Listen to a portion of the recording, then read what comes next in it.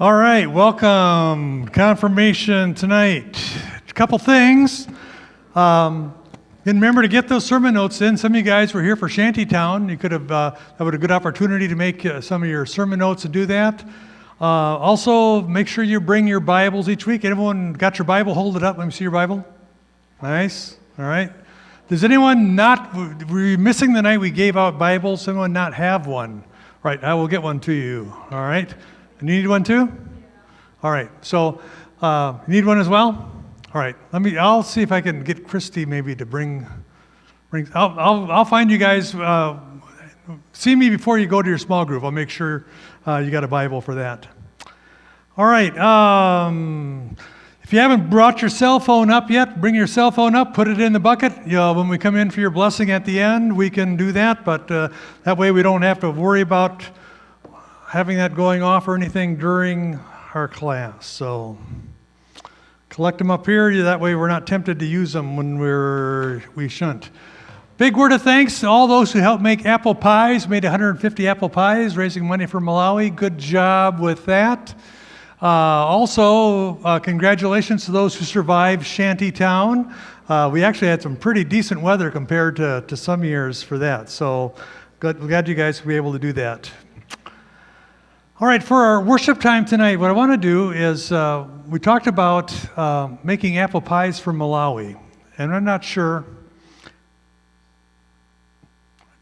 All right, let's make sure you guys are all with us here. When we're talking about Malawi, what that is, or even where that is. Who can tell me what part of Africa Malawi is in? North, south, east, or west? Anyone? Anyone? 25 points. All right. South. Very good. Yes. So what we're going to do is I'm going to show a little video. I went a couple years ago. I was able to go there and do some teaching at the seminary with some of the pastors there. So I took some pictures along the way. So I'm just going to give you sort of sights and sounds of Malawi. So when we say it's just not a place on a map, you're going to see some people. This is real people, and this will give you a little sense of that, of where it is. And how we get there. So it is a long way away. There's a big lake. Malawi is almost as big as the country, and so that makes a significant part of the reality there. So we went from Minneapolis, Washington, D.C. to Dakar, went down to Johannesburg, then up to Malawi. It's about the same size as Wisconsin from north to south, but not nearly as wide as Wisconsin in terms of the amount of space that we have. And so this is the headquarters of the Lutheran Church, which is down in a place called Bulangwe. This is sort of the big cathedral, the biggest church in the country there. We've got guest houses there that they use, and people stay all over, mosquito nets to help keep out the malaria away.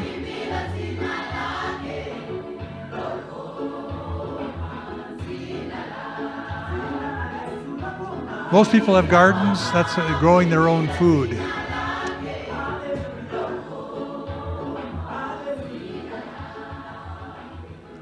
I stopped. All right, I'll see if it starts again. What you see in the picture there is what their main form of food is, something called sima.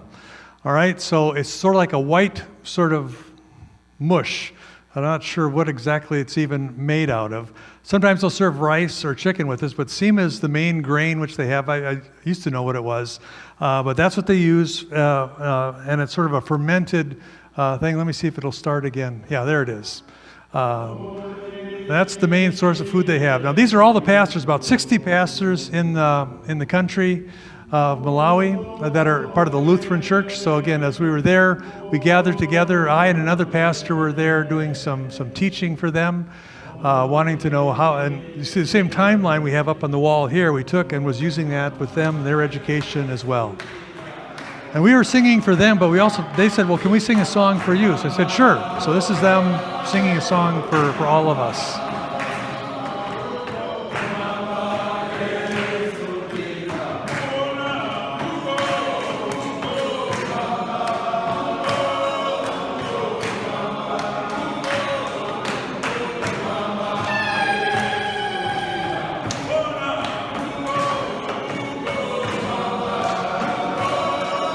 You notice there's no women pastors in there. 2 weeks ago, they ordained their first woman pastor. So there's only one woman pastor in the whole country of Malawi in the Lutheran Church.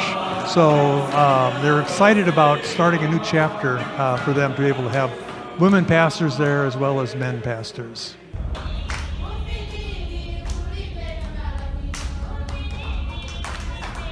So permaculture is a way of growing food with using perennial stuff. Instead of just rows of the same crop, they interweave things together that are drought tolerant. So they're training all the pastors on how to do permaculture just because that helps their individual congregations be more resilient during times of drought. A lot of work with AIDS prevention has been a big part of their ministry going on there. Working with deforestation is a big issue for them. And just trying to get fresh waters was a big thing as well. So digging wells, having solar panels to pump the water from the wells became critically important. Being able to irrigate fields.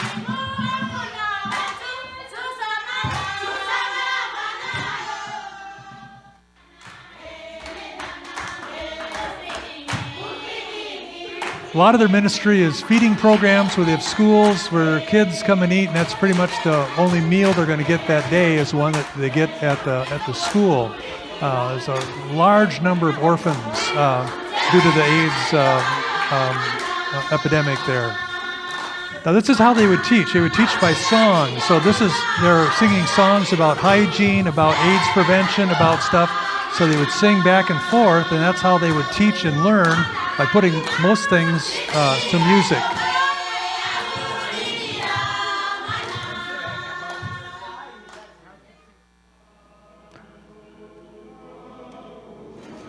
So we did have a little bit of time off when we were there too. Went over to see Lake Malawi. Just a marvelous place. And if you've ever been to fish stores and see a little fish called cichlids, I think there's about 500 varieties of cichlids, and most of them come from Lake Malawi or in Africa there. Just marvelous. One of the big tourist attractions for the country is the lake. This would be a pretty typical road. This was going out to a place where they were building a new medical clinic.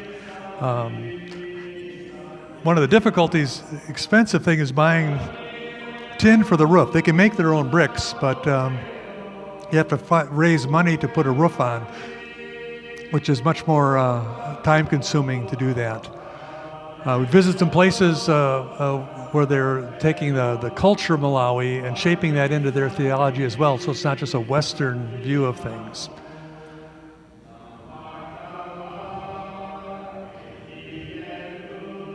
Again, back to the lake for a little bit. The church owns a retreat center, which they use as sort of a moneymaker for them.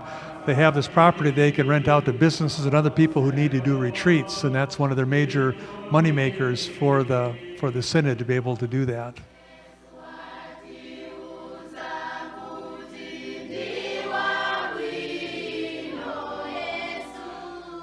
On a Sunday morning, we went just to worship with a congregation, this one called Monkey Island, and so it was nice to be able to be with them on a Sunday morning. We shared music with them, and they shared lots of music with us as well.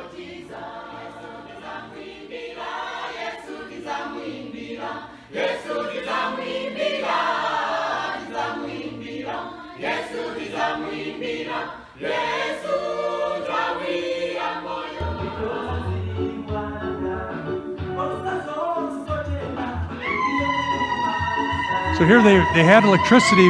They were running off a battery, their sound system, but they were able to sing with an accompaniment for this as well. This is their youth group at the church there at Monkey Island.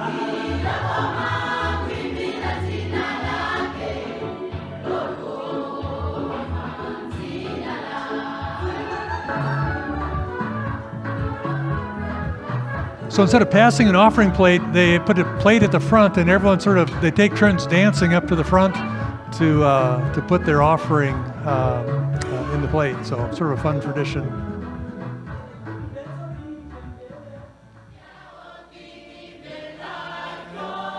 occasionally they would sing a song in English for us. So, walking in the light. We are walking in the light of God.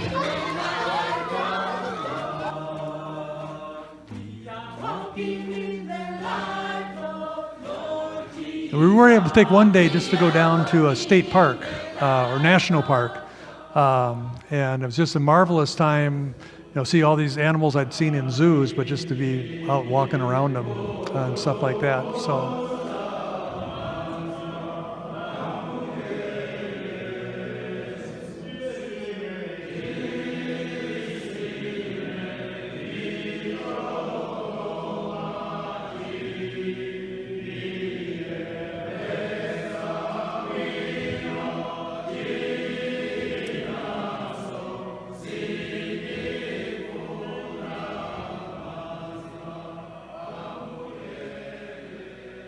So some of the safaris we were in a little Jeep like that. Other times we would just be walking or taking a boat to be able to see different habitats and things.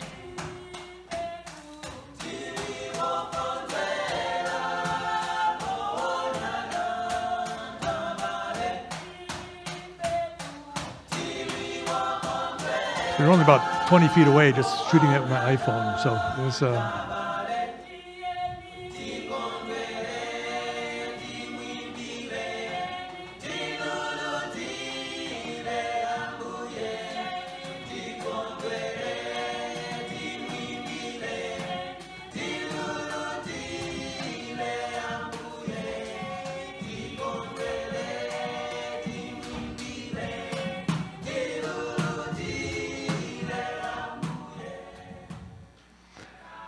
So then we went down to visit our sister congregation, a place called Mikalangwe. And so we've been paired up with them since 2004 as a sister congregation. And so we took gifts to them. We took soccer balls and frisbees and things for the kids to play with, some banners and pyramids and things that they could hang in their church building. This is a new building they're building. The roof had been blown off twice with hurricanes and storms. And so they're in a constant state of trying to get it rebuilt. We were there in the middle of a week, so but kids got out of school and stuff just to come sing for us, so we didn't have the whole congregation there. But they had some of the kids, some of the women there to just share some music with us.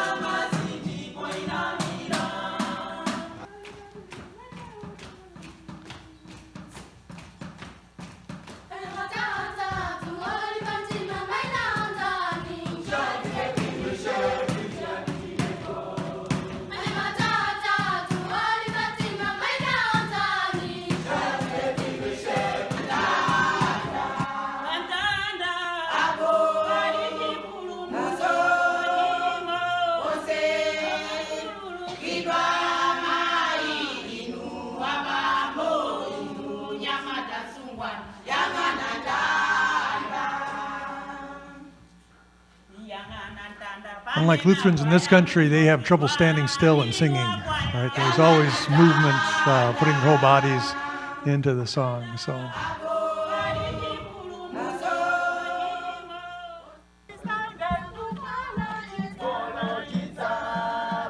Then they sent us off with an English song, "I Have Decided to Follow Jesus." And this was sort of our sending us on our way, sort of blessing us as we were heading back.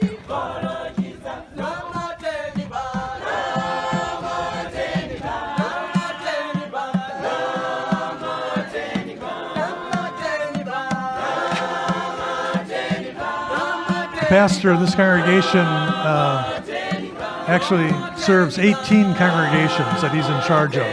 So there's a shortage of pastors, and so he has 18 different congregations that he has a circuit that he goes around. Obviously, it takes lay people to do most of the work in the congregation, since the pastor only can get there a couple times a month.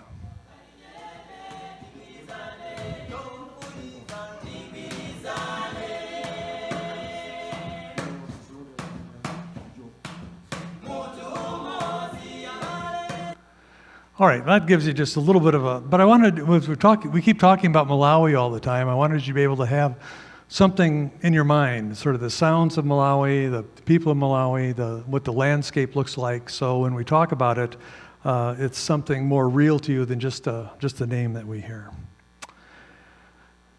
All right, so last week we started talking about the Bible, how to use footnotes and cross-references, different study tools. We talked about how the Bible is more like a library than a book, and how we use it differently than any other book that we read because of that. We talked a little bit about how the process of getting the Bible was, and it's a little bit of a messy process. Taken centuries and centuries, and how it was, we talked about all the different kind of translations. In English, we have all these different translations.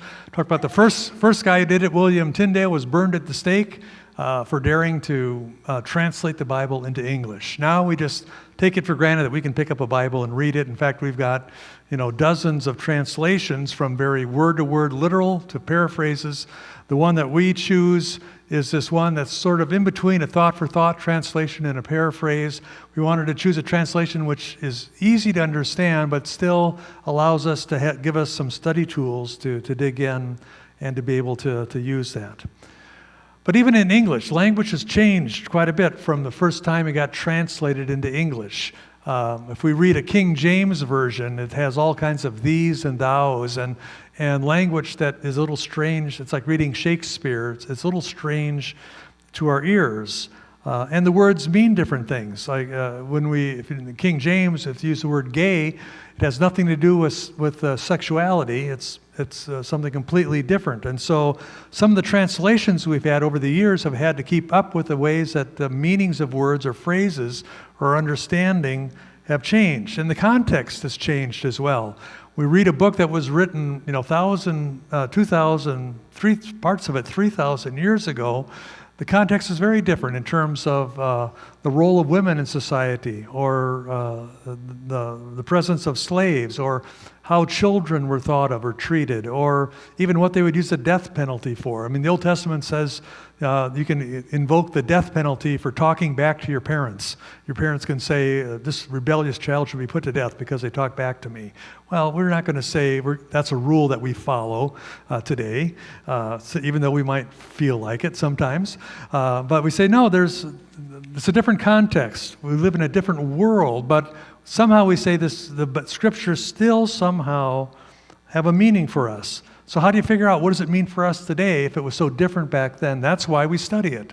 That's why we spend time on Sunday mornings digging into it and say, what is the connection between the world then and the words of Scripture and the world that we live in now?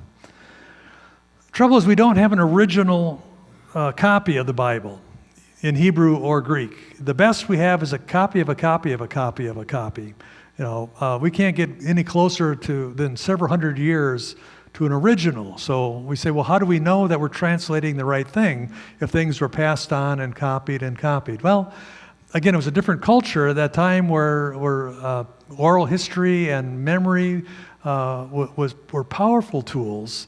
And we somehow believe that God's Spirit worked throughout these centuries, keeping what is essential for us to know. And even by the time it was part of the Scripture that was written maybe 2,000 years A.D. was not actually, they didn't decide what books were going to be in the Old Testament until almost 2,000 years later. Likewise, for the books of the New Testament, it took almost 2 centuries for them to agree, well, which books of these are just nice things to read and which of them actually are Scripture. It took some debate back and forth to figure out what books are going to actually get into the Bible.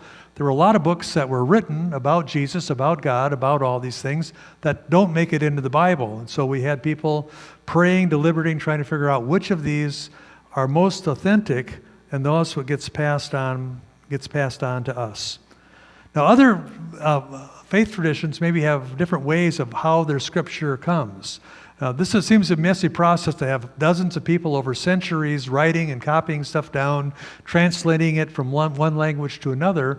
That's how we got our Bible. Others will have different systems. If you talk to someone from Islam, they would, in their tradition, they say, Muhammad couldn't read or write, but he listened to an angel, memorized what the angel said, and then dictated that to a scribe who wrote it down. So for them, there was only one source. It was an angel speaking words. And so for them, they look at Scripture very differently than we do. Those are divine words that come, and it can only be in Arabic. If it's translated into English, it's no longer the Quran. The Quran is only written in Arabic. That's the language that Muhammad heard it in. Or there's some traditions like the Mormons have a Book of Mormon, and for them they say the Book of Mormon that Joseph Smith discovered some gold tablets, that had the words written on. So some other traditions have, words coming directly from God to people. In our Bible tradition, God's word comes through people to us. Like I said, sometimes a messy process, but a process that I believe God still works through. We talk about it being inspired by God to give witness to how God was at work in their life. What does it mean to be people of God? It's not a handbook to tell us how to get into heaven or how to avoid going to hell. I mean, if you use it for that purpose, I suppose you could, but that's not why it was written. It was written from people, very biased people who loved God and wanted everyone to love God like they did. So it comes from not objectiveness of someone very subjectively saying, this is the most important thing in my life. Let me tell you about my experience with God and the people of God. That's what we have in this book. All right, when I was young, I thought that I had to believe everything literal in here in order to take it seriously. Like if it said, creation happened in 6 days and it had to be 6 24-hour days, even though the sun wasn't created till the 4th day. I'm not sure how they measure days without a sun. But it was, but I thought, no, if I'm going to be Bible believing, I have to believe every word literally. As I grew older, I realized the Bible is full of stories and metaphors and poetry and images that used very creative ways of talking about what is true. And what is true is not necessarily factual. You can tell a story that holds the truth, even though the story may be something that you make up. Jesus told a story about a good Samaritan, someone who helped someone out along the road. Now, that story has truth whether there really was a Samaritan or not. The point of it was a story helped us understand who's my neighbor, what's my responsibility here. Our goal for this fall is to try to understand the big picture, all right, the big timeline, be able to tell the whole story of the Bible. Not just and so we're not really going to be using the microscope, getting down little details. We're going to look more at the global picture of saying what is the big overarching story that goes across. So we got a little video just to help us think about that a little bit. The Bible's an important book, but it's really long. Yeah, it's a collection of many books written over a long period of time, but altogether they tell one unified story. So, what's the story of the Bible? Well, it begins by introducing us to a beautiful mind, the author of all reality, a being called God.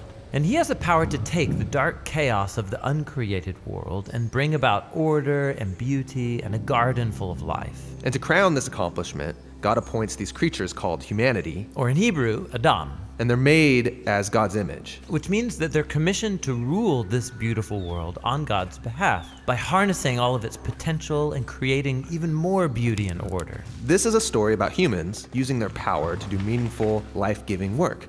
But the question is, how? Yeah, humanity now faces a choice that's represented by a fruit tree. So humans could partner with God and find freedom by trusting in his knowledge of good and evil. Or they could seize power and define good and evil on their own, which, God warns, will kill them. And they hear the voice of a dark, mysterious creature that tells them the choice is simple. Take the fruit. It'll give you power and freedom to rule the world on your own terms. And so they seize this knowledge, and as a result, they become suspicious and self-protective. It leads to fractured relationships, violent power grabs, and ultimately, a whole civilization, Babylon, that has redefined evil as good. And so, God scatters this corrupted human project. And here the story of the Bible takes an important turn. we zoom into the story of a man and a woman who come out of Babylon, Abraham and Sarah. Yeah, God promises that from them will come a new people, a nation that has another chance to make the right choice. And if they succeed, it will open up this new way forward for the rest of humanity. And this is why the rest of the Bible story is about this family. And it does not go well. Despite God's personal guidance, Abraham's family gives in to that same temptation to redefine good and evil on their own terms, apart from God. Even when their best people were in charge, rulers who loved God's guidance and had divine wisdom, even they gave in. And so Israel was warned by their own prophets that these choices would lead them back to Babylon, this time as conquered captives living in exile, and that's exactly what happened. So even with God's personal guidance, Israel fails. Who can succeed? Well, the prophet said that the story wasn't over. God's going to send a new leader to Israel to cover for their failures and to transform the people's hearts and minds so that they can make the right choice. And so the part of the Bible called the Old Testament ends, and these promises are left hanging. And then the biblical story continues into the New Testament. We're introduced to a man who comes from the line of Israel's kings, Jesus of Nazareth. And he said that he was bringing all these promises to their completion. He confronted that dark, mysterious evil that all humanity has given into and resisted its power. And then he announced that God had arrived to rule the world through himself. Jesus taught about God's definition of good and evil, and he said that real power is serving others. According to Jesus, it's people who love the poor and even love their enemies. These are the kinds of people who actually rule the world. And that's confusing, but also really beautiful. And so is the claim that the story goes on to make about Jesus, that he is God become human, to be for Israel and for all humanity what we could never be for ourselves. He came to take the consequences of our evil into himself, and his sacrificial love proved more powerful than evil, than even death itself. So now humanity's presented with a new choice. Represented by a new tree. Stick with the old way of being human, or venture into this new way. And in the story, those who choose the way of Jesus find themselves energized by God's own power. People who know that they are loved and forgiven by God can become people who love and forgive others in return. The Jesus movement quickly spread throughout the world, forming these new communities of people who follow the way of Jesus. But they faced problems. There was persecution from the outside by people in power, and inside there was confusion, even compromise. Yeah, because following Jesus is really hard. And so the movement's leaders, called apostles, they wrote letters to comfort and to challenge these communities to stay faithful to the difficult way of Jesus. And they're called to hope for the day when Jesus will come and change everything. And so the Bible ends by pointing to the future day, when all wrongs are made right, when evil is eradicated, heaven and earth are united, and humanity can rule the world together in the love and power of God. Okay, so that's the story of the Bible, and it brings all of these books together. But what's interesting is that each book contains a different kind of literature that contributes to this story in a unique way, and that's what the next video will begin to explore. All right. So we're going to take about 4 weeks here, work our way through this story. But let's look at our timeline. It's up on the wall. You're going to have it in a handout. You're going to get when we get to our small group time. It starts with creation, right? Prehistory. Before anything was written down, we have these stories of how things came to be, and stories of creation, of Adam and Eve, of Noah. Before anything else exists, we say there was God. Now, the Bible has a couple different creation accounts, and people had heard different versions of it, so instead of saying, let's just pick one, they said, well, here's a couple different stories, and each of them highlight a different aspect of creation, so we'll just give them all to you, and you can read the ones that you find helpful and find it that way. And it's not just the book of Genesis. You find it in the Psalms or Job, or we have this verse from Colossians where it says, in Jesus all things in heaven and earth were created, in him all things hold together. And when we get to our small group, we'll look that up so you can have practice finding verses like that. One of the keys to understanding the scripture is to know what question is being asked. That's important if you're going to read an answer, is to know what the question was.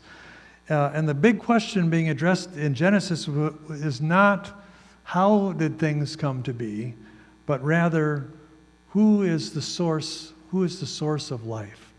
And so they can have these two different accounts, because the question was not how did this happen, but who is the one responsible for everything that is here. And that's what Genesis really does. Now, the writers use their own experience, and so when they describe the creation of the earth, they're describing a flat earth that has a solid dome over the top of it, because that's how they experienced and saw their world. So obviously we know that's not what the world really looks like.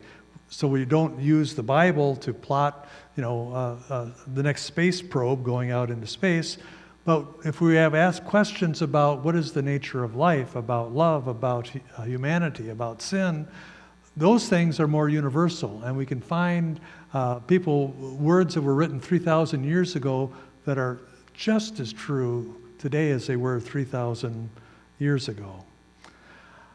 We recognize in Genesis that creation was not an accident, that it was a creative process. This is how Michelangelo thought the creative process, making God, and humanity look like a bunch of white guys, which we know they weren't. But that's in the artist's eyes, and that sort of colored our perception of how we think about who God is, or what Adam may have looked like as well. But the reality was simply to say that all things that God created were good. Now, if that was the end of the story, that would be a short story. We heard, you saw in the video, talking about we have this choice. Which path are we going to choose? Are we going to have God define what is good and evil, or are we going to try to just make it up for ourselves? And so the event we talk about that is sin. This is something that separates us from God, and that's what really drives the rest of this whole story. So if God created everything and everything was good, where did sin come from? Why is that even here?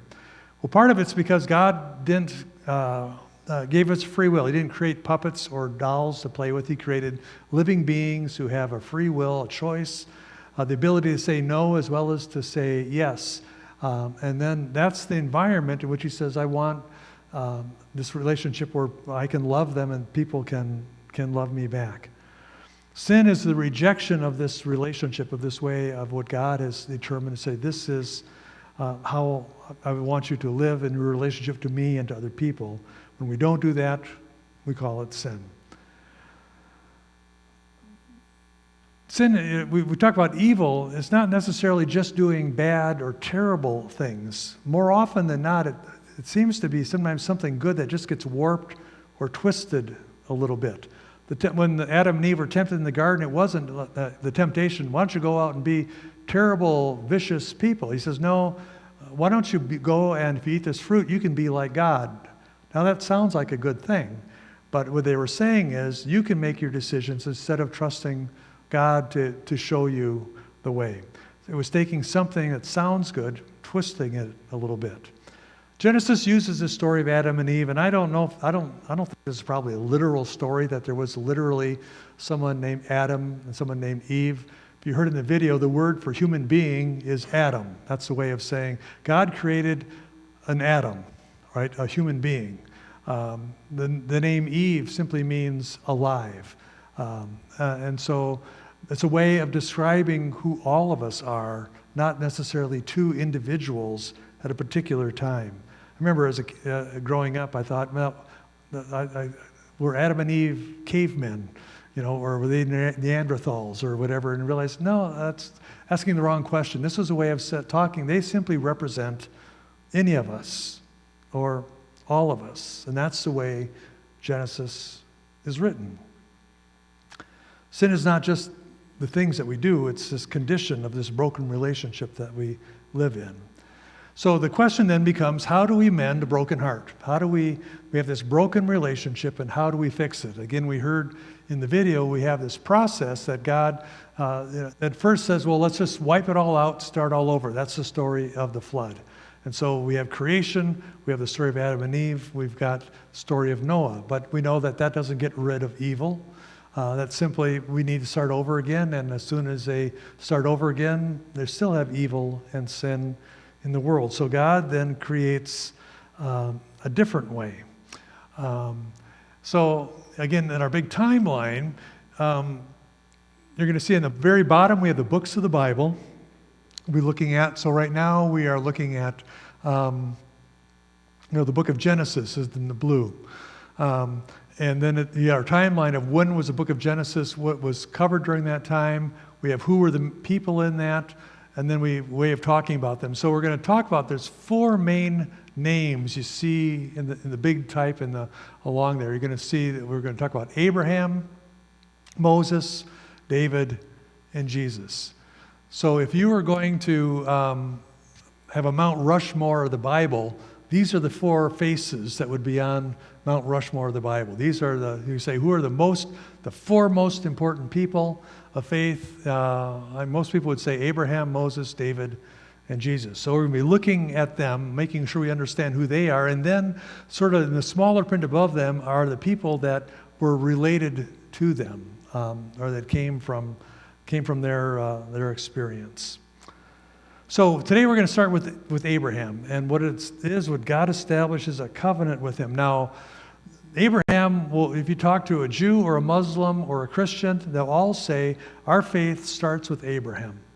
Same person, same voice from God, same promise. We all say it goes back to what God spoke to Abraham. And sometimes I'll say Abram, sometimes Abraham. He went by, the name was changed as time went on. But both of them are talking about this guy who was a nomad living in today what we call Iraq. And God chooses to say, I'm going to mend this broken relationship through a covenant. I'm going to start with one person, and we're going to build it from there. Plants this seed of faith with Abraham. So Abraham begins this journey. He's a nomad.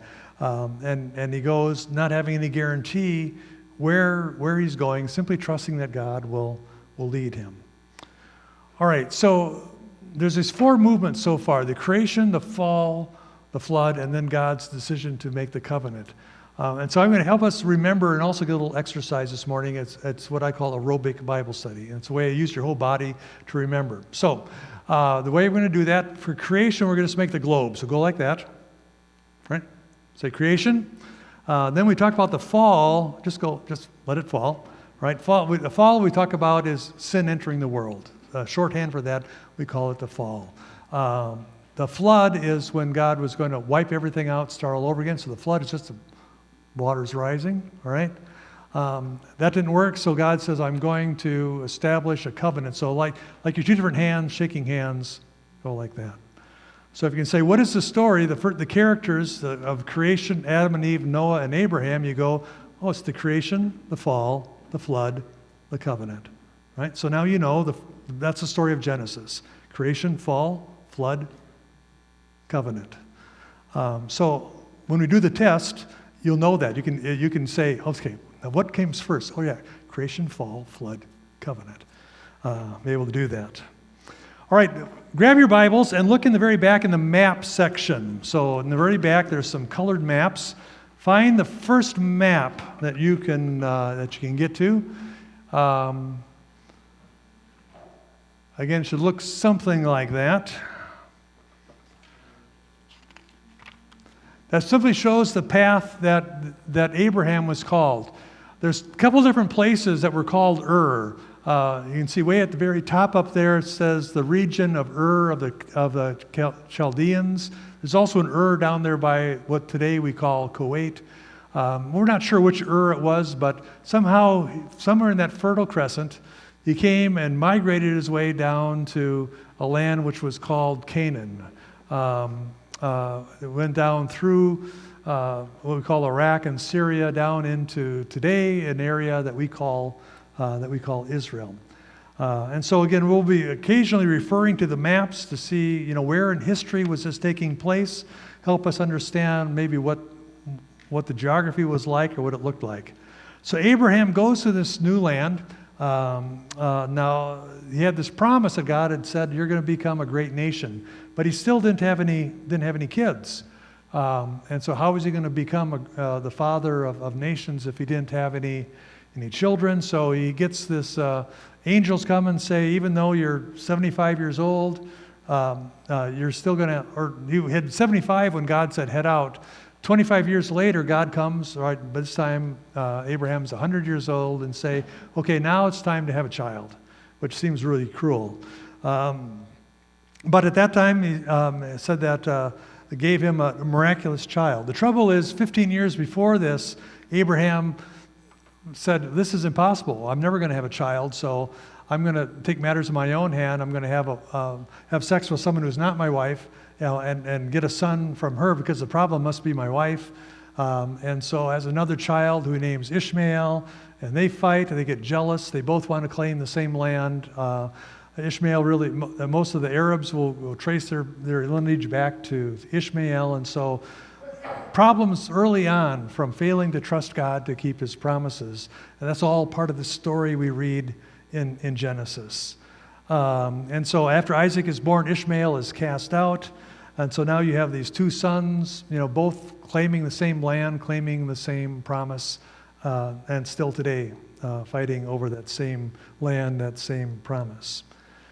The story of Isaac as he grows up is really a heart-wrenching story. We talked about this in church a couple weeks ago, where God wants to know whether Abraham really trusts him. So he says, Abraham, I want you to go. This is your long-awaited son that was impossible to have. Now I want you to go and sacrifice him on an altar.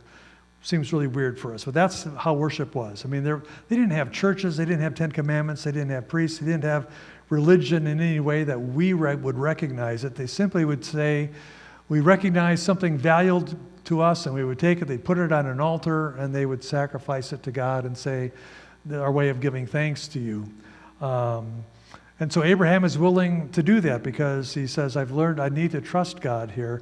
The last minute, God says, Abraham, I would never ask you to do that. Your son is precious. Here's a lamb sacrifice in his place. But I needed to know that you're willing, that you really do trust me now. And ultimately, then, that's going to be sort of a hallmark of what the religion looks like, of sacrificing a lamb.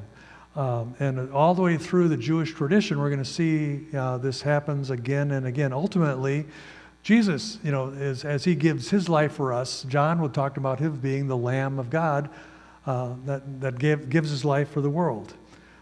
So we'll talk more about some of that as we go on. I've got 2 minutes to get through the rest of Genesis here. So Abraham has twins, or Isaac has two twins, Jacob and Esau.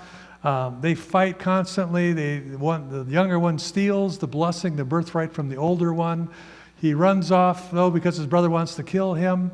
As he's traveling, he wrestles. An angel comes and they wrestle, and the angel gives him a new name. He says, your name used to be Jacob, which means liar and deceiver, but now your name is going to be called Israel, which means someone who wrestles with God. And so Israel then becomes the name of an individual, but also then becomes the name of the people, and eventually the name of the nation. So Jacob, or Israel, has 12 sons. He's got one that's his favorite. He makes him a coat of many colors. You know the story of Joseph. His brothers get jealous, and so they throw him in a pit. They're going to kill him, but then they sell him into slavery in Egypt. But God raises him up out of the prison in Egypt, makes him second in command to Pharaoh, and in charge of all of Pharaoh's possessions to do that. And so Joseph says to his rest of his family, when famine comes, he says, come stay with me, because I live in the palace. I got all the food we need. Come be with us. So they come down. They move into Egypt. And that really brings us to the end then of the book of Genesis. So if we're going to say, what's the story of the book so far? It's about creation, fall, flood, covenant. All right? Created by God to live in a good relationship. Relationship is broken by the fall. God wants to deal with sin, the flood, to wash it away. That doesn't work, so God creates a covenant with Abraham. Through you, I'm going to bless the rest of the world. So that takes us up through this sort of first quarter of the story, of the foundational kind of stuff. Next week, as we're going to come, we're going to get the next major character, we see Abraham, Isaac, Jacob, Joseph. Next, we're going to get Moses and talk about the establishment of the religion now that we would recognize as Judaism really starts with Moses, and talk about where that comes in. All right, let's go break into our small group time.